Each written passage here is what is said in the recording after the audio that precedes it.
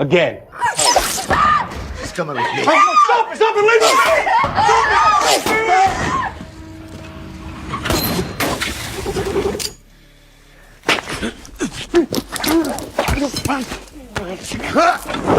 When I say the name of your employer, you say yes. Gambino.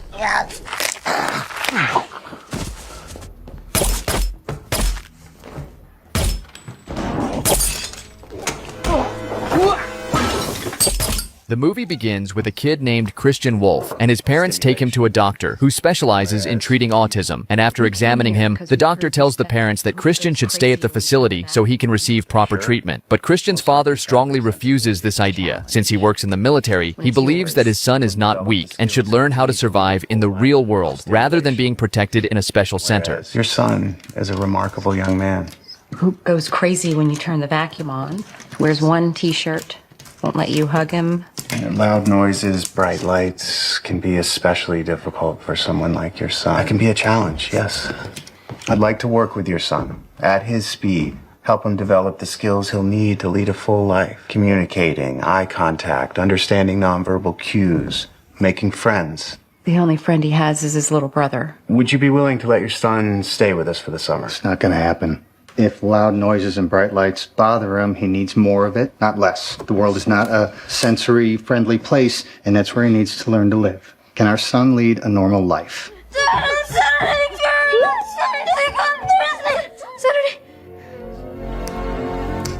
I never thought of myself as a quitter, but between the property taxes and the insurance... What if, just temporarily, mind you, we put this year's taxes on our credit card? Your home is 2,913 square feet. IRS code allows us to deduct from your taxable income a percentage of your workspace relative to your overall home. How big is your dining room? Approximately 200, make it 300 square feet. Another part of the story introduces the head of the United States Treasury Department, Ray King, where a young analyst named Mary Beth Medina arrives to work there. After reviewing her work, her boss, Ray King, becomes very impressed and asks her why she never applied for jobs at bigger and more prestigious organizations before. So Medina calmly replies that she always preferred working in smaller places because she felt more comfortable there. However, the conversation suddenly becomes serious when her boss starts asking questions about her criminal record. Weapons charges, assault and battery. Ouch. Attempted murder, lying is a felony. So right now, I'm the only thing standing between you and significant prison time. Do you like puzzles, Mary Beth Medina? I meant what I said, son. You're welcome out to the place anytime. Do you fish? I got a 2-acre pond that is just thick with catfish. Shoot. Farm's a perfect place to do a little plinking, so you take care, son. It was taken 3 years ago in Antwerp by an undercover Interpol agent. Their target's on the far right. Yeah, Zalmayada. Ran the world's largest opium pipeline. I remember most of these arrests. They were huge. It's the same man. Lou Carroll, Tokyo, Tel Aviv, Naples. There was a sighting in Tehran, all describing the same man, an accountant. Say you're the head of the Sinaloa cartel. Now, the cartels count their money by weighing it in 18-wheelers. But one sunny Mexican day, your in-house money scrubber comes to you and says you're 30 million light. Who can you trust to do the forensic accounting? You contact an individual capable of coming in cold. I retire in 7 months. Before I do, I need to know who he is. What exactly do you want me to do? Report directly to me. No other casework. No other Treasury personnel involved. At the end of the month, one of two things will have occurred. Resolution of this case, or we update your photo. And at the same time, the story returns to Christian, and we see Christian returning to his home, where he quietly prepares dinner for himself and eats alone. And after finishing his meal, he goes into his bedroom and turns on extremely loud music, while also switching on a flashing strobe light. Then he takes a wooden rod and begins hitting and massaging his legs very hard, and this strange routine is something he uses to control the overwhelming sensory pressure caused by his autism. The scene then briefly moves into a flashback from his childhood, where we learn that Christian's mother eventually became unable to handle the difficulties of raising him, and she felt exhausted and overwhelmed. And despite his father trying many times to stop her, she finally decided to leave the family and walk away. This moment deeply affected young Christian and made him very upset, but his father stayed strong and continued raising him and training him to survive in the world. Looks like somebody's seen too many westerns. After finishing his practice, Christian leaves the farm and goes to a secret storage place. And inside this hidden location, we see a large collection of weapons, including many different types of guns. And there are also several expensive paintings and huge amounts of money stored there. And the money is in currencies from many different countries. This scene reveals that Christian has been secretly working in the criminal world for a long time. And we also learn that he once spent time in prison. And while he was there, he met a man named Francis Silverberg, who was a brilliant accountant responsible for managing the money of many powerful criminals. Francis noticed how intelligent Christian was and decided to teach him everything about handling illegal finances, hiding money, and managing accounts for dangerous organizations. And because Christian's mind is extremely sharp, he learns these complex skills very quickly. The story then returns again to the present day, when Christian receives a phone call from a mysterious woman, and she warns him that some people have started becoming suspicious about him and his activities. And because of this, she advises him to start working with more normal and legitimate clients so that nobody becomes suspicious about his true identity. Kidding aside, I think if you saw our books, you'd run for the hills. We have an incredibly complicated accounting system. Depreciation schedules on hundreds of different items. Full-time and contract employees. Department of Defense classified accounts. I'll need to see all those books for the past 10 years. Bank statements, complete list of clients and vendors, hard copies printed out, my eyes only. All the information's right here. This all came to my attention only last week. Now, a junior cost accountant stuck her nose where it didn't belong and obviously had no idea what she was looking at. Lamar is overreacting. There's no missing money. How long have you been CFO of this company, sir? 15 years. I need the books for the past 15. Well, you're awful goddamn blunt. I'm Lamar Blackburn's oldest friend. I've been by his side since he was turning out RC robots that Radio Shack called crap. I wouldn't take a dime without his say-so. You were recommended by Mansour Haqqani. We custom-made prosthetics for his youngest daughter. You may know that she lost both legs to a car bomb outside his investment firm in Lahore. He told my brother, Lamar, that you were nothing short of supernatural. Mr. Haqqani holds advanced degrees in mathematics from Cambridge. Why does a man like that need you? I don't discuss client business. What do you suppose that young man is thinking right now? Why do I still feel my arm? How did everything go so wrong so fast? It's cold. Christian Wolff, I presume.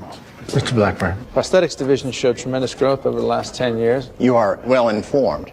My mind doesn't function the way yours must. I need you to be my eyes and ears, Chris. Whatever you need to do your job, you let me know.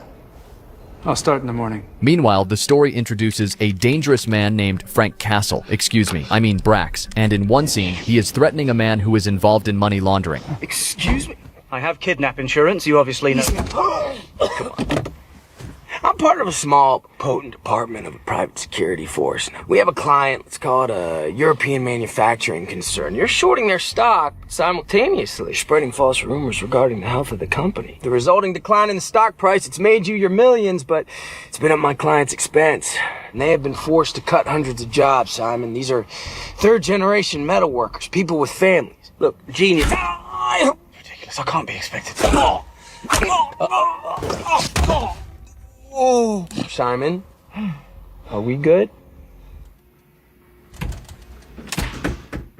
Oh, hello. I'm Dana. Cummings. Yes. Right. So, I'm the person who first noticed the missing, what I think was the missing money. Yes, I understand. I'll find it. Yeah. I thought we could have lunch and... I brought my own lunch.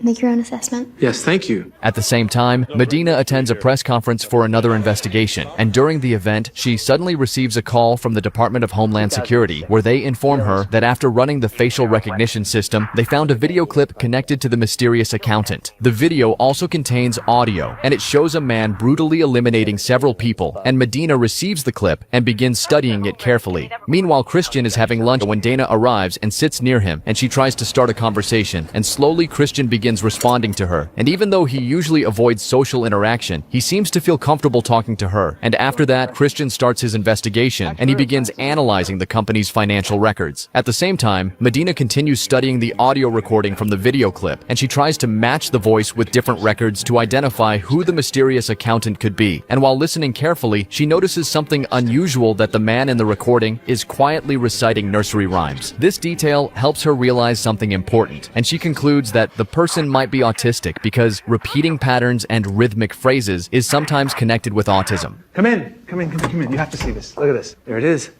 Uh-huh. Living Robotics, 10 years ago, earnings before interest, tax, depreciation, $14,495,719. Revenues go up, profits go down. Down. No large capital expenditures, dragging profits down. No spike in raw materials or labor costs. Year 8, Profits and revenue both go up, but not in a commensurate fashion. X no longer equals Y. 6, 5, 4, 3. You're making money, but there's a leak. Slow Manufacturing. I've signed these checks. Mr. Chilton, they make electronic assemblies for the consumer division. You notice anything? Most people, when generating random numbers, tend to rely subconsciously on certain patterns. Yeah. I went through these ledgers for months, and I got through one fiscal year. You went through 15 overnight? It's not even the best part. Look, they're routing money to a company that doesn't exist, and yet profits go up, and they continue going up. Where's the money come coming from? Exactly. And? 61,679,000. Hey, Ed. So here's what I got. You administer your own accidental insulin overdose and just die. Your wife, who's sleeping upstairs, she'll be the beneficiary of what's gotta be a very generous insurance policy, am I right? But the only way she's gonna collect on that policy yet is if we have the appearance of an accident. If she wakes up, my hands are tied. Different ways kill you. Both burn the place to the ground. Make a decision, sir. Where are you going?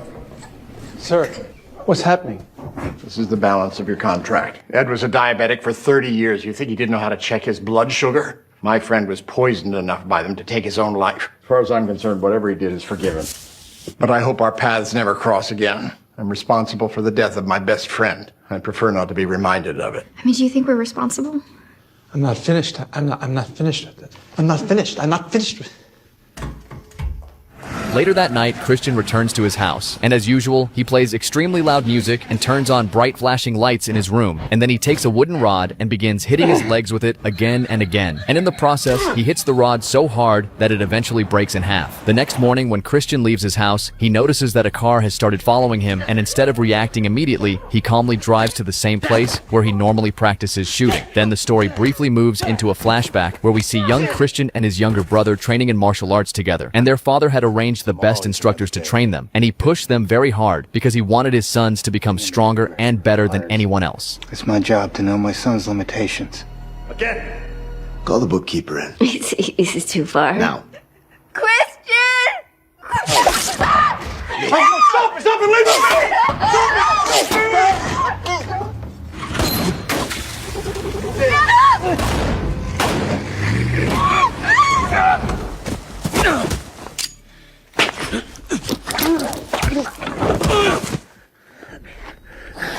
Kill you both. That's all I know. Hello, Dreamboat. Dana's in danger. Wipe everything. She is not your problem. Hook it up and disappear. Address and phone number. Get it. She's not answering.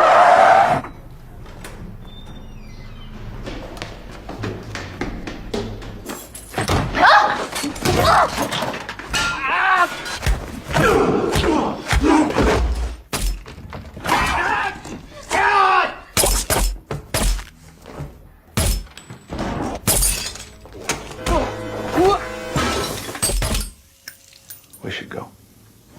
Since when are accountants difficult to ventilate? Put me in touch with the client. I'll handle this accountant myself. Police can't protect you from someone who can afford to return $61 million. Stay here.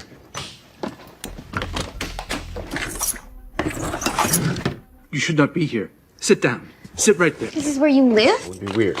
That's what would be weird. How do you know what to do here? Why are you prepared for this? The investigation on the government side continues, and Medina receives a call from linguistic experts who were analyzing the audio clip connected to Christian, and they confirm that the man in the recording likely has a neurological condition, which matches the behavioral patterns of someone with autism. Christian takes Dana to a hotel so she can stay somewhere safe for the night, and while they are there, Dana becomes curious about him and starts asking questions about his life and his skills. Christian calmly explains that his father trained him very strictly when he was a child, and his father wanted him to be strong enough to survive in the world, so he forced him to learn martial arts, combat training, and survival skills from a very young age. However, Christian also explains that because of his autism, he has always struggled with social interaction, and he finds it difficult to connect with people or understand normal emotional situations, which makes his life very different from others. After hearing his story, Dana begins to understand him better, and the two of them slowly start becoming closer, and at one point, Dana almost leans in to kiss him, but Christian suddenly becomes uncomfortable and changes the subject. Instead of responding emotionally, he starts talking about the company investigation again, and Christian explains that the person who stole the company's money was actually very clever, and that person secretly took the stolen money and used it to buy shares of the same company. As a result, the company began making profits again, and the stolen money was slowly being turned into legitimate money. And after realizing this, Christian decides to visit the house of one of the company's shareholders to find more answers. Christian immediately suspects that something is wrong and starts following him, but Brax quickly escapes before Christian can confront him, and Christian then enters the shareholder's house to investigate further. And inside he discovers something disturbing, that the shareholder has already been shot and eliminated. Meanwhile, on the government side, Medina continues searching for the mysterious accountant, and after digging through many records and databases, she finally discovers the name Christian Wolff connected to several financial cases. However, Christian has kept his official profile extremely small and hidden, and on paper, it appears that he only works for small and ordinary companies, making small profits from their accounts. Christian Wolff. Who is Christian Wolff? The accountant. $445,112 through Great Mandarin Chinese, and you'll love this, $505,909 through Paul's laundromat. So he's laundering it through cash business. He's using the names of famous mathematicians as a cover. Charitable contributions here to Harbor Neuroscience. Last year alone, that's got to come to $1,100,000. That one's not a cover. So you're telling me this guy risks his life doing forensic accounting for some of the scariest people on the planet, collects his fee, goes to all the trouble of laundering it, and then gives almost all of it away? Well, what if he's taking other means of payment? Pack a bag. We're going to Chicago. 90% probability they're all right-handed, but maybe you enjoy waiting on a schoolyard sucker punch. Life is a series of choices, none of which are new. The oldest is choosing to be a victim, or choosing not to. Second oldest, loyalty. Family first, good times or bad. They're only glasses. You think if you don't fight back, then maybe they'll like you, stop picking on you, calling you freak. They're afraid of you. Sooner or later, different scares people. Victim or not, make a decision. Go.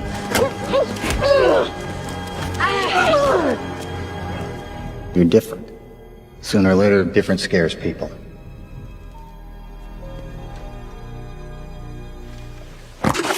Hydroshocks. Wireless security cam. This is our guy. The truth about the company conspiracy is also revealed, where we see Lamar Blackburn with Brax, and through their conversation, it becomes clear that Lamar is actually the mastermind behind the entire plan, as he secretly ordered the murders of several shareholders so that he could eventually gain full control of the company. Ray King finally reveals the truth, that years ago, he was present at the exact location. Shown in the video footage, Medina found the place where the accountant eliminated 9 dangerous criminals. Ray King admits that he was actually there during that incident, and after eliminating all those men, the accountant suddenly pointed his gun at him and asked him a strange and personal question. Were you a good dad? Yeah. I've been a good dad. I'm a lousy agent, and I've been a weak man. But that I didn't screw up. That I got right. He was ready to quit his job because he felt completely broken by what he had seen. But right at that time, Ray received a mysterious phone call from a woman, and the woman started giving him information about dangerous criminals and illegal operations happening around the world. And using the information she provided, Ray began solving one criminal case after another. The anonymous woman became his secret source, helping him track down some of the biggest criminals. And because of this connection, Ray slowly began connecting different clues that could lead him to the identity of the mysterious accountant Christian Wolff. During the investigation, Ray discovered the name of a man called Francis Silverberg, who worked with many dangerous criminals and had important financial records connected to them. But when Francis was finally released from prison, some criminals captured him immediately, and they tortured him brutally and eliminated him without mercy. When Christian later heard about Francis's death while he was in prison, he became furious, and soon after that, Christian escaped and hunted down the 2 men responsible for Francis's murder, eliminating them both. After hearing this story, Medina asks Ray King why Christian had even been in prison in the first place, and Ray explains that Christian once served in the military, and after the death of his mother, Christian and his real father came there. But Christian's stepfather asked them to stay away from the family situation, and the chaos that followed pushed Christian into a violent state. A security guard opened fire to stop him, but to save his son, Christian's father stepped in front of the gun and took the bullet in his own chest, and his father died right there while protecting him. And after this tragic incident, Christian was sent away to prison. After hearing all of this, Medina asks Ray why he is telling her such personal information, and Ray calmly replies that he is about to retire soon, and before leaving his position, he wants Medina to continue his work and take over communication with the mysterious woman who provides the criminal information. While they are still talking, Medina suddenly receives a phone call, and when she answers, she hears the same mysterious woman on the line, and the woman gives her new information about a robotics company involved in a huge financial fraud scheme, and she explains how the company is hiding illegal money and manipulating financial records.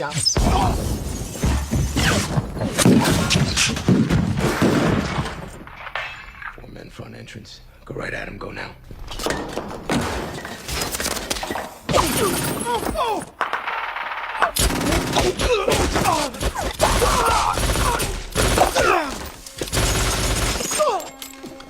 Are they dead? He's on the roof. Stop forming up. Let's move.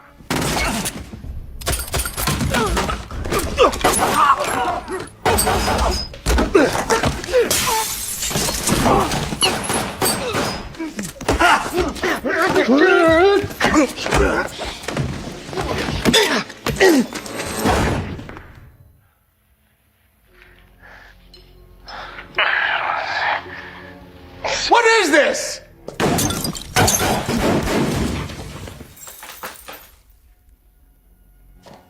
Hello, Braxton. Looking for you for 10 years and you're gonna come at me like we just saw each other yesterday. That's what you're gonna do? Give me an answer.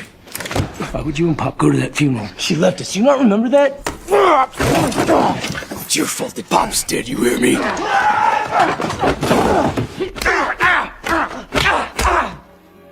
Are you gonna fight?